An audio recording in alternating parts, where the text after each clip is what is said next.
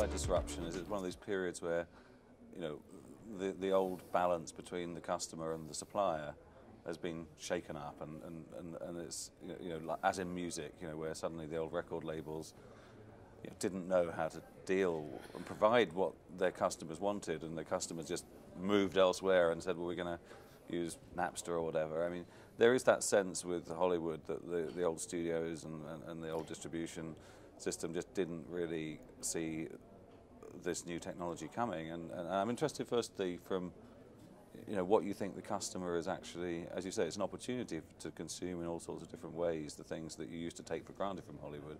What are you seeing as the big trends in terms of what the customer is wanting and really responding to? And then we'll talk a bit about how the industry is or isn't responding to that new opportunity with the customer. Well, firstly, the customer knows what the customer wants. And ultimately, you've got two different things going on at the same time. One is discovery, because now you can discover things that actually are relevant to you, or you can find them, whether they're referred to you, whether it's through some kind of, it's a friend, it's someone who's seen it, it's your own ability to discover it through search. There's 1,000 different ways to find something that otherwise you might have missed. Now, on the other hand, you've got the diminishing power of selling people things they don't want.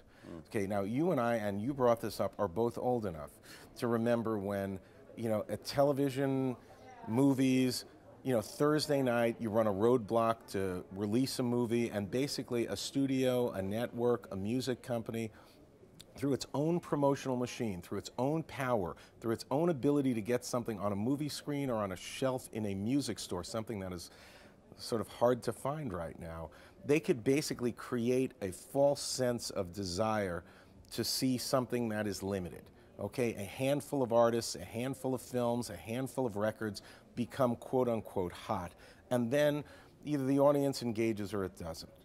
Right now that's over. You can't fool the audience anymore. Not only do people start to review things literally from the first whiff of what the entertainment is, but more to the point, I'm a network, I'm a studio, I'm a music company. I can't jam things to you, the customer, that you, the customer, don't want. You immediately move away to the next thing. So the customer is empowered? Customer was always empowered, but they didn't know where to go for alternative entertainment.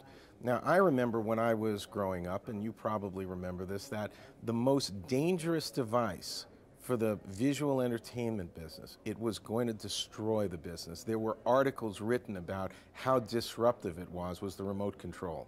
Because ultimately, you're a network, you got Wednesday night, you put things on at 7, 8, 9, 10 o'clock, and you want to make sure that flow is there for the audience so that they don't get up and touch that dial.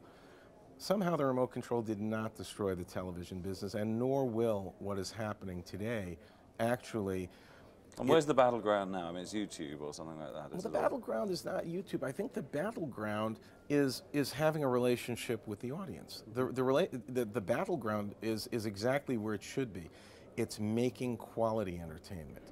Instead of putting 11 songs on a disc, of which the audience does not want 6, and you make them pay for all 11, they buy the 5 that they want. But you're now in a world where, you know, consumers are willing to spend hours a day watching homemade videos of dogs throwing themselves at walls and things like that. I mean, that's quite that doesn't strike me necessarily as a quality product in the same way. But how do you compete with that? Well, firstly, the question is that time they would have spent watching television, or is that time they would have spent doing something else that would kill their time?